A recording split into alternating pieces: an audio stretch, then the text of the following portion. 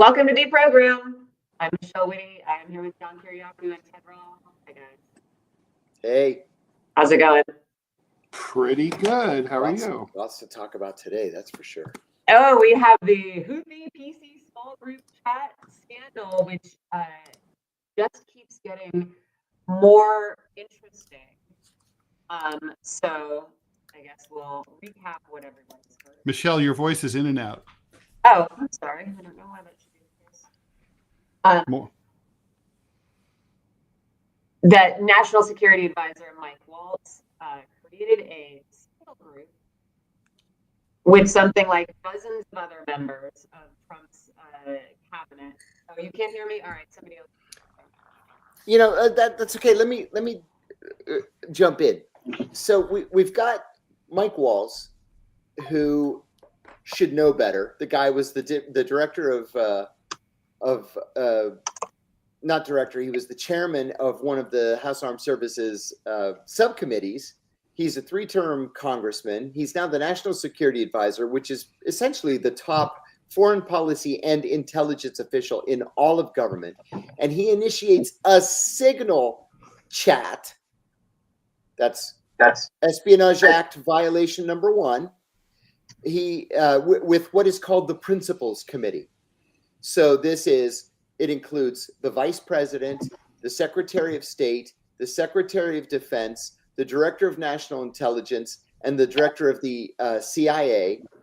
And he adds the National Security Editor of Atlantic. Atlantic. Is he the national or the editor-in-chief, Jeffrey Goldberg? Mm-hmm. Yeah. Well, yeah. He doubles. He has both positions. Mm-hmm. Oh, cool. So he used Signal, which is violation number 1. Mm-hmm. He added Jeffrey Goldberg, which is violation number 2. And then Pete Hegseth, the Secretary of Defense, discusses top secret, not secret, top secret information over the chat. Violation number 3. 3 violations of the Espionage Act. Now, on the one hand, there's no indication that this was hacked by the Russians, the Chinese, the Israelis, the Cubans, the North Koreans, the French, or any other country that has the ability to do it. But on the other hand, it's patently illegal to have such a conversation. They're not permitted to do it under any circumstances. I saw an interview last night with Amy Klobuchar, the senator from wherever she's a senator from, Minnesota.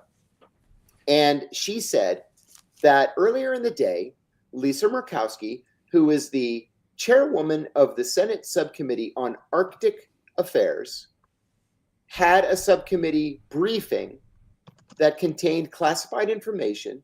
And so the briefing was held in a skiff in the basement of the U.S. Senate, in the office of the Senate Security Officer, so people could speak freely. When they John, got can you explain what a skiff is? Yes, a skiff is a sensitive, compartmented information room. So it's a room that is what's called tempested. It's lined. The walls are lined with lead. You're not allowed to have any electronics inside. And Klobuchar said they had to leave their phones in a lockbox. They had to take off their smartwatches or to use her term, their Fitbits. I didn't know there was still such a thing. But you have to lock it all up before you enter the secure room, the skiff. And so, you know, even senators who are talking about something as innocuous as Arctic affairs, I didn't even know there was such a subcommittee. They know what to do. They know what the procedures are. But the principals of our government, the secretaries of state and defense, the vice president, the national security advisor, the director of national intelligence, and the CIA director just wantonly throw top secret targeting information out there for anybody with any tech savvy to intercept. I said yesterday, I was on podcasts all day long yesterday, and one of the things I said was, this is the most serious security breach in a generation. That's how bad this was. And this is not a technicality, right? This isn't like they're using improper procedure. I mean, but it's about something that's not that important and probably shouldn't be classified. This is not that. No, absolutely not. There's no, well, unless you're Pete Hegseth, there's no reason to argue that this information should have been unclassified. Although Hegseth came out and said no classified information was revealed on this call. And Goldberg, to his credit, instead of saying, well, he's dissembling, well, he's obfuscating, he said Pete Hegseth is a liar. Right. Straight out. This is one of those things, like, he has to, not only is what he said not true, it can't be true. It's about a future military attack by the United States. Exactly right. And we got, exactly right. Sorry, I'm just trying to figure out my mic here, but we got all of the transcripts this morning. We know he's lying. You know, like, detailed information about when planes are launching, etc. Yeah, I think I heard what Michelle said, that we got the transcripts this morning. That is absolutely right. The Atlantic finally released the transcripts this morning. So we know definitively that this was top secret information. I should add too, there are three kinds of classifications, right? There's confidential, secret, and top secret. Confidential information is normally, well, you know, you're a State Department officer, you went and had lunch with some guy, and this is what the guy said over the lunch. That's confidential. But in terms of security, the leak of confidential information would cause harm to the national security. That's what it says in the law. Harm to the national security. Release of secret information would cause great harm to the national security. This was top secret targeting information. In the Espionage Act, it says the release of top secret information would cause grave harm to the national security. Grave harm. And I will add, through the course of American history, since the passage of the Espionage Act in 1917, people have been executed for revealing top secret information. So this is bad, really bad. The defense here, I mean, how should we take the fact that Hegseth lied about the nature of the information being discussed? How should we take the explanation? This is my favorite part, that instead of Goldberg, they were trying to add Greer, who, by the way, he's the trade representative. So if that's true, okay, so it's okay to add the trade representative to war talk as opposed to a magazine editor. Why is the trade representative supposed to know about a missile attack against Sana'a? I'm glad you brought that up. And I think that the explanation is that it is amateur hour at the topmost levels of this government. And these guys think it's so cool to be able to have these conversations and to just flip a switch and start blasting people and launching missiles and rockets, that they want to share it with each other because it's so cool. Look what I can do. And the trade rep is their friend from the campaign, so let's bring him in. They're like the Discord guy. Like the Discord guy. But I'll tell you one other thing too. Yesterday, before, when this story was still relatively new, the details were still coming out. One of the podcast interviewers that I was speaking to asked me, why would Waltz add Greenberg? It's Greenberg, yeah. Mm-hmm. Greenberg to the chat. Goldberg, thank you. Goldberg, thank you. Why would he add it to the chat? And I said, all I could think of is that there's somebody else named Goldberg in the White House, or he was dialing in someone, and it was just a screw up. But Ryan Grimm reported yesterday, and he said he got this from two sources, that Waltz is a longtime source of Goldberg's. that he's been leaking information to Goldberg for years. And that's why he's in his classified government BlackBerry. Clearly. Oh, and also Tulsi Gabbard claimed, again, something that probably is not true and cannot be true, that Signal comes preloaded on government phones. Give me a break. That is not true. Signal is not prohibited on government phones. It does not come preloaded on government phones. I had a government phone when I was with the Senate Foreign Relations Committee, and literally nothing was preloaded except a couple of games, like Brick Breaker rather is what it was called, and Solitaire were the only things on my government BlackBerry. That's great. Crazy. The question, though, is where does the administration go from here? When Republican senators come out and say heads should roll, when Republican senators come out and say Waltz should resign and or Hegseth should resign, then where do you go? You know, Trump, I thought, made a fool of himself yesterday when he was asked about this scandal, and he claimed to not know anything about it. That didn't make any kind of sense at all.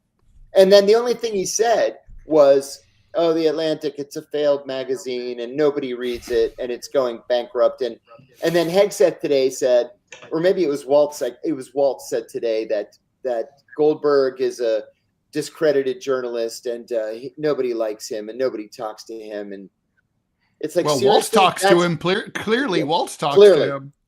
And that's the defense you're going with. Yeah, that's not going to work.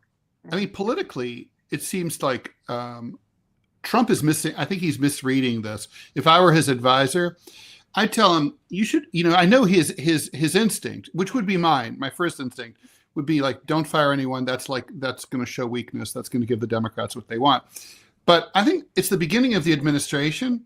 And when someone fucks up like that, it's not a bad idea early on to just be like, goodbye, Waltz. Yeah. And like, don't let it happen. And it sends a message to everyone else. It would be to his advantage, I think. I would agree. And, honestly, scandals have happened in the past where presidents have had to fire somebody who's new to the administration. Trump got rid of General Flynn after 31, 32 days. Mm-hmm. It shows leadership when you can grab the bull by the horns and say, this was a fuck up. Hegseth's got to go, or Waltz has got to go. I don't know if you guys know this, but Mike Waltz created the group, right? Yes, Mike Waltz created the group. Mm-hmm. Detailed information of the timing of an attack, like timing, the location, the intelligence they had, and then you have the CIA director of the National Security. We lost. So they're all guilty. Yeah, they're all guilty. Every single person who either participated in that call or didn't remove himself or herself from that call is guilty. And then, sorry, but John Kiriakou and Tulsi Gabbard, and I know no one cares about this anymore, lied to talk about it yesterday. Yeah. You're right. There was a quickie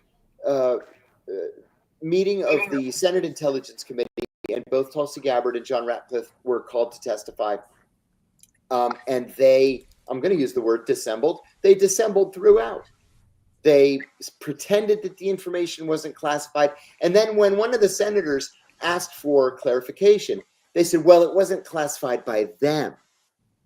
It may have been classified, but it wasn't classified under their classification authority. This is really walking a very fine line.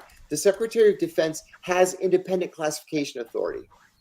At the CIA, literally every employee has independent classification authority. So when I wrote a cable, I would write classified under HUM 4-82 by John Kiriakou. I didn't say John Kiriakou. I would use my CIA code name. But everybody at the CIA can do that. Not everybody at the Defense Department can do that. Most everybody can't. That things have to be classified under the authority of the Secretary of Defense. So they very weakly argued for a minute that because he hadn't started off the conversation by saying this conversation is classified under authority, 2-81 by Secretary of Defense Peter Hegseth, that it was somehow unclassified information. And it's not. That's absurd. I mean, it's kind of like just common sense dictates if an attack against a foreign country, a military attack, a sneak attack, a surprise attack against a foreign country isn't classified information, what is? Exactly. And like I said a minute ago, we're not talking about a write-up of luncheon chit-chat. We're talking about top secret military targeting information. It doesn't get more secret than that. And without overstating it, an argument can be made that, this could have put American lives at risk. Sure. Absolutely. No question about it. There's not going to be any consequences. No. Democrats don't appear likely. They don't seem to want to die on this hill. No. Seems like it would be a good hill to die on. There's Republicans are supposed to be the party of national security and military hawks and all that. It attacks their brand. Right. This is a great opportunity for Democrats.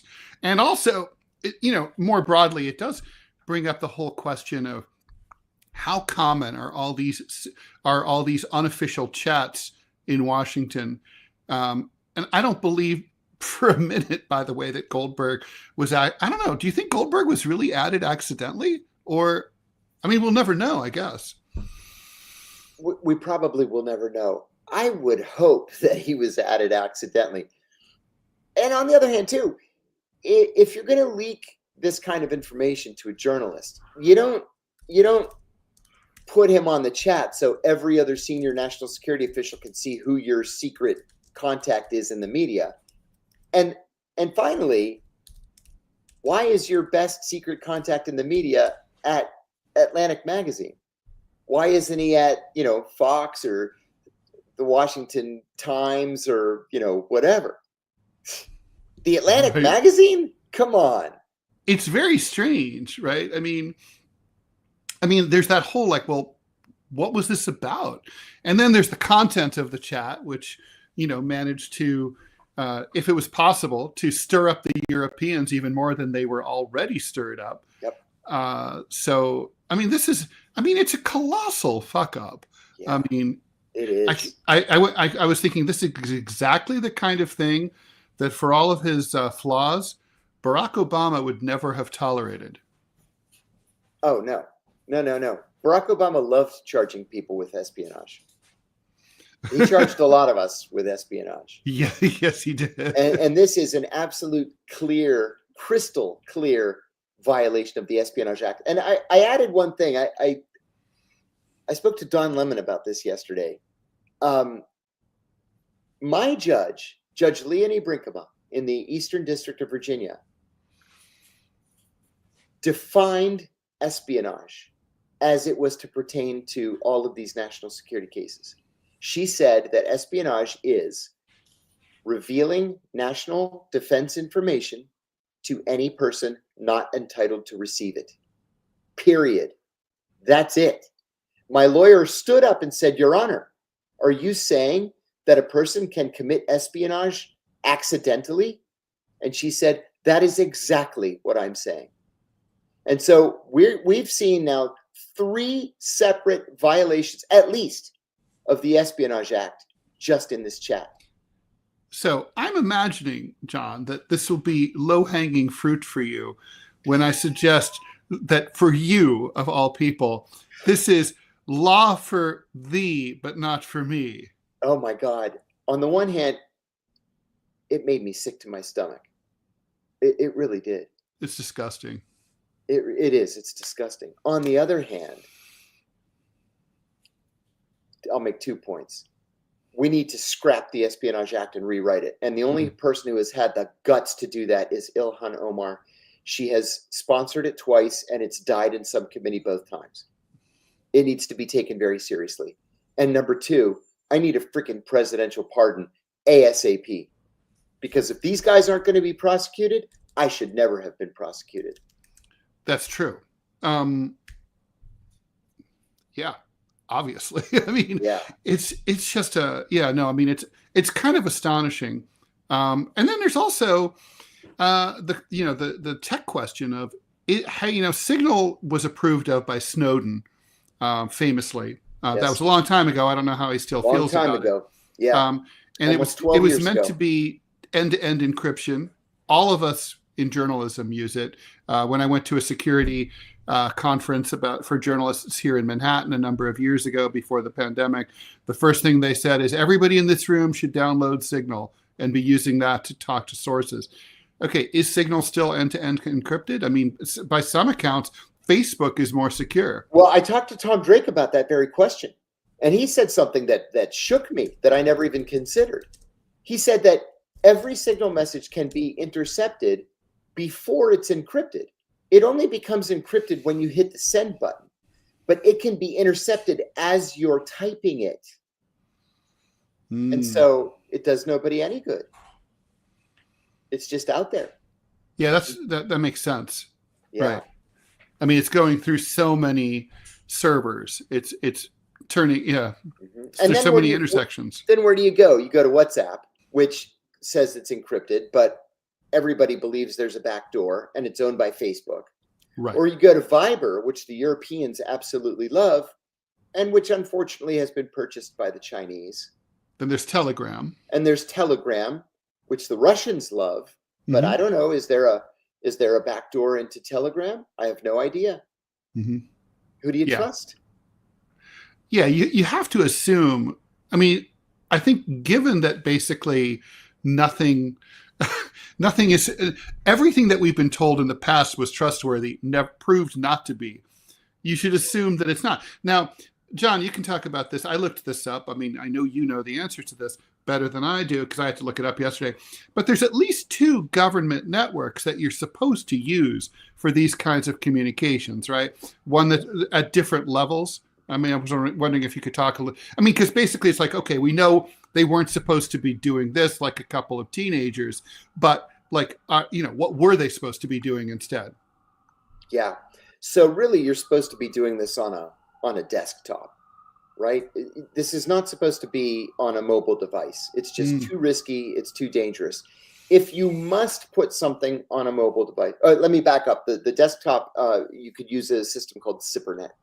If you do it on a like an Ethernet wired right, desktop, not a Wi-Fi. Correct. Right. Not, oh my God, no Wi-Fi. And there is no Wi-Fi in these national security oriented buildings.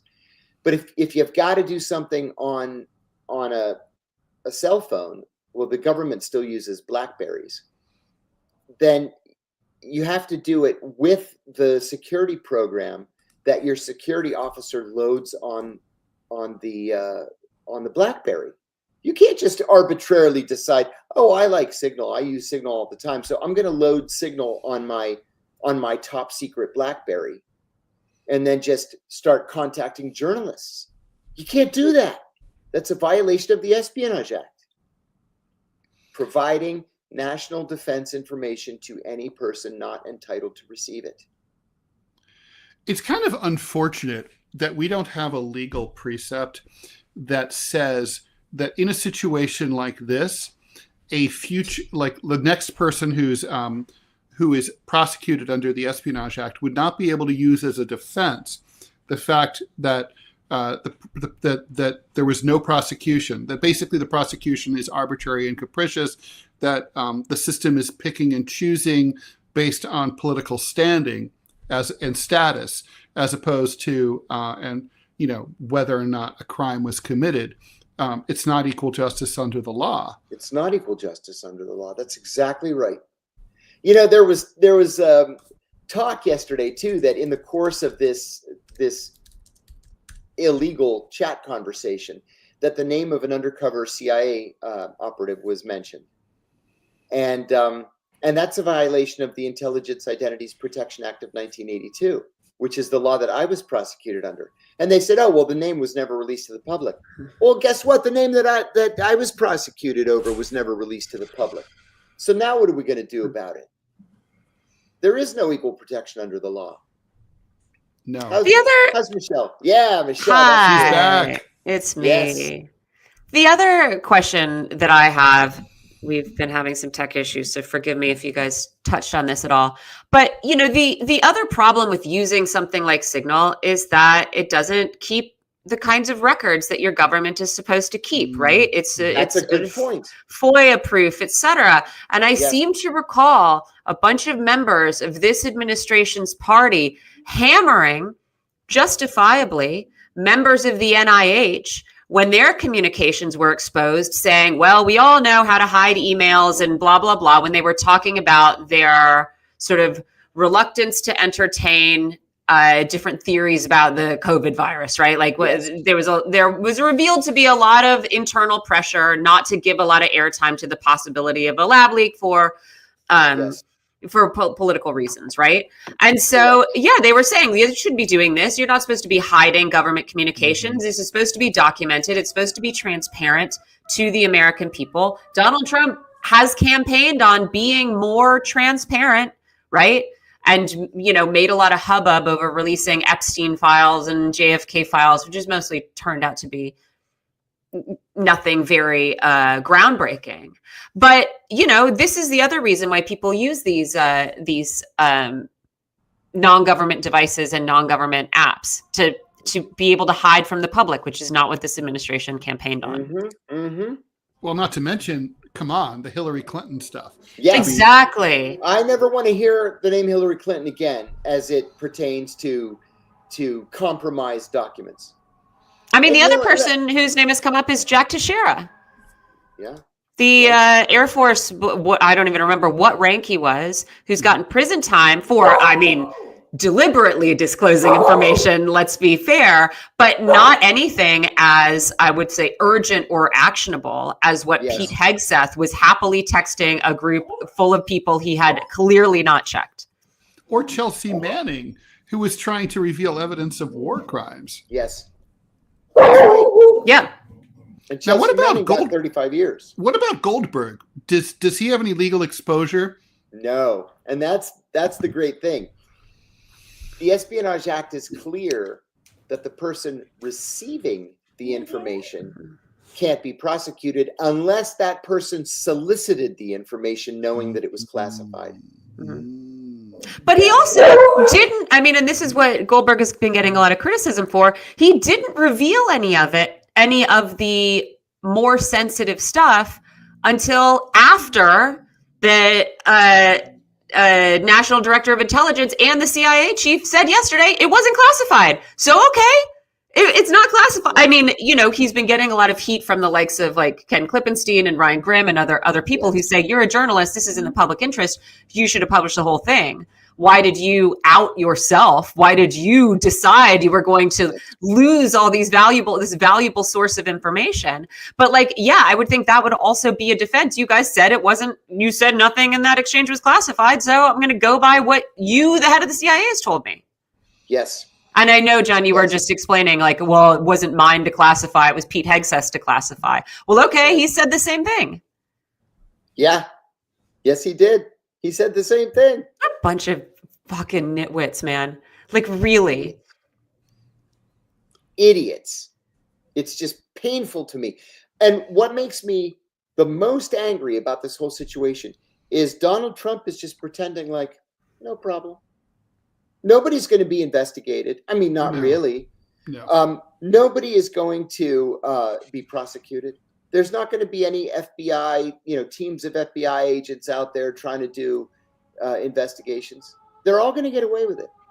And on the topic of these men being nitwits, men plus Tulsi, whoever, ahead.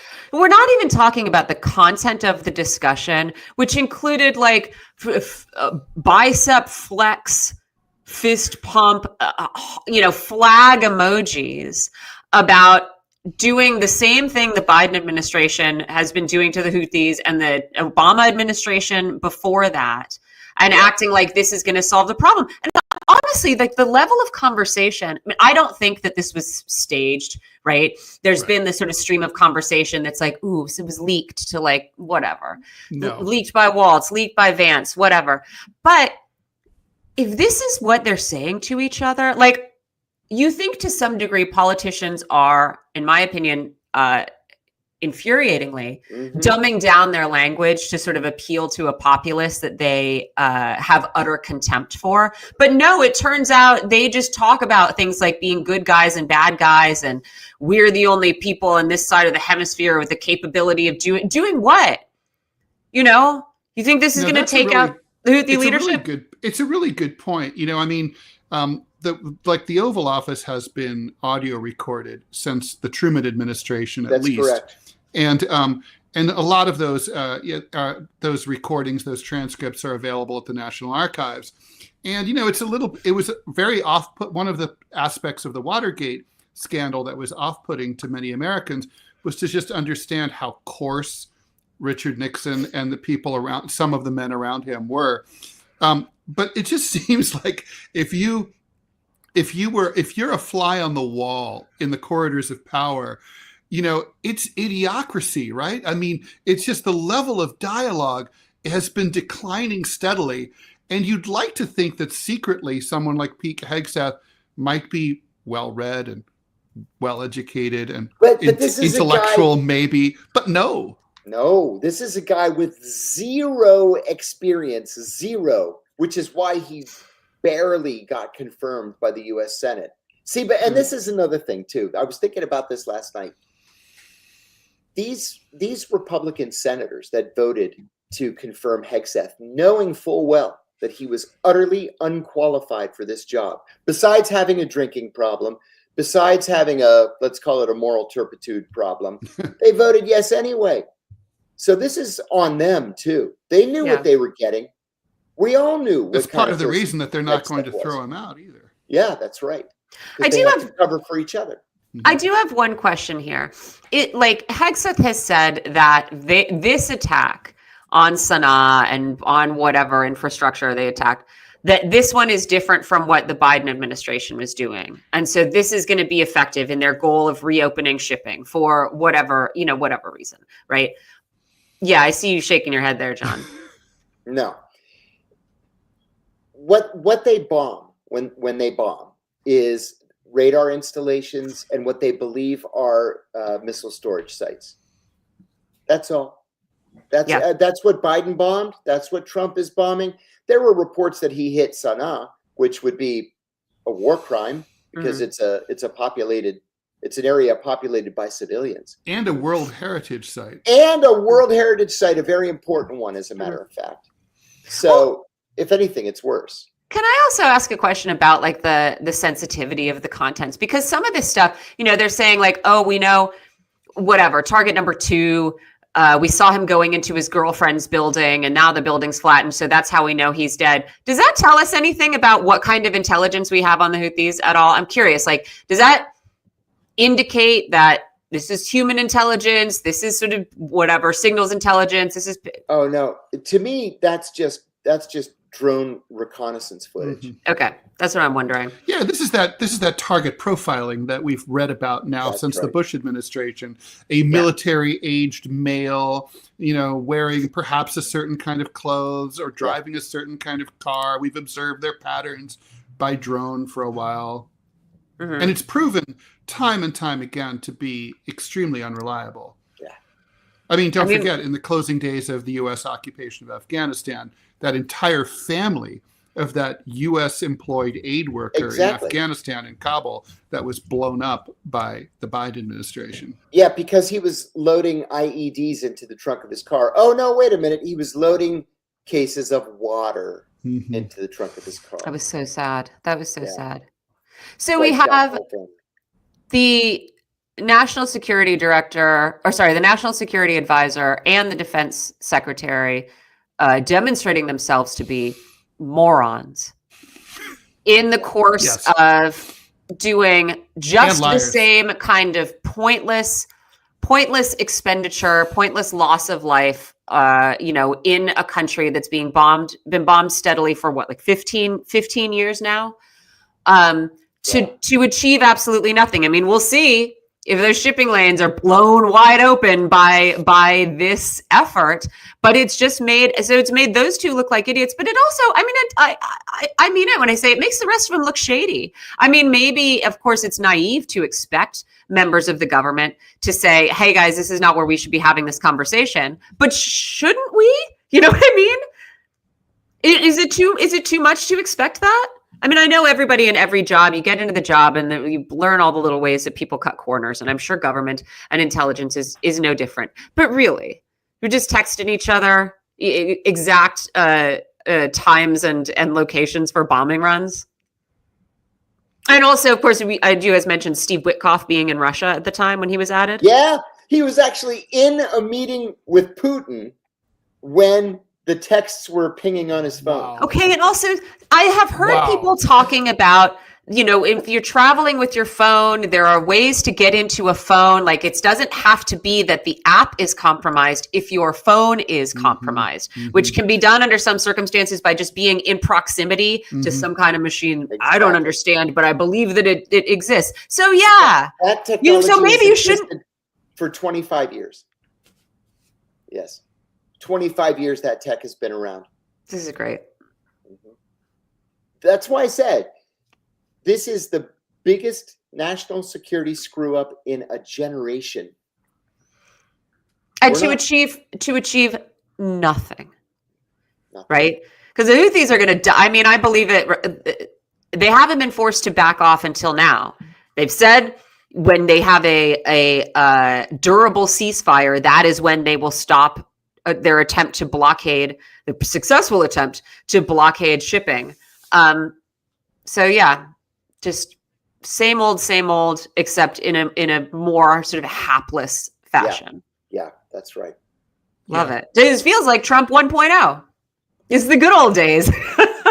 Well, I mean, it hasn't been, the Trump administration hasn't exactly been covering itself with glory in terms of intelligence gathering, even domestically. Apparently, they can't even track down a Columbia College junior who's on the lam, and was able to sue from her secret undisclosed location, and possibly at her Airbnb in upstate New York, right. And basically call off the dogs. ICE wasn't able to find her. Yeah, this is hilarious. You can't believe anything they say is what it comes down to, right? You can't believe anything they say, which we, of course, knew. You can't believe the government when they tell you all these Venezuelan guys they shipped to El Salvador, members of gangs. That's ridiculous. Yeah. Can't believe them when they say they've got, intel locked down about who's an anti-Semite and who's not. Can't believe them when they say this is for sure going to stop the Houthis, we promise. And you can't believe them when they say, no, we're definitely not, just writing down top secret shit on bar napkins and paper airplaning them to each other in public. And it must just be happening a lot. I mean, basically, the administration is a bunch of like teenage girls. Well, along those same lines, Ted, there was a piece in, I'm going to say, the New York Times a couple of days ago saying with all of these RIFs, these reductions in force, firings in the Pentagon and the CIA and different national security organizations, the administration should be worried about disgruntled former employees with top secret security clearances offering up what they have to the Russians or the Chinese or some hostile foreign power. And I don't think it's ever occurred to them. Mm-hmm. Crazy. Yeah. It is. It's crazy. I mean, at least this one was funny. The other stuff that we've had to talk about recently has been deeply sad. So, I mean, it's not funny if you live in Yemen, but you got to get a chuckle once in a while. Well, they're used to it. God, that's so grim. That's so grim. I mean, you're right, Ted. And they clearly are not afraid of it, as they say themselves over and over and over. I mean, if I was a civilian there, I would be pretty sad. But yeah. I think they're past that. We'll see if any heads roll. But it does feel like you chop one, you got to chop. I mean, nobody's compelled to do anything. So maybe you're right, and Mike Walls will be out. He's the only one who's vulnerable at this stage. Not Hegseth? I think Hegseth is too. I think Hegseth has got to be. Yeah. He should maybe doing one at a time. You find another reason well, to not get to rid of mention Hegseth. it's an excuse for Trump to acknowledge that he never should have been appointed in the first place. Yeah. I guess we'll see. All right. I think we got to wrap it there, guys. Okay. That's been deprogramming for the day, but we'll be back. Thanks for listening. Bye. Bye. See ya.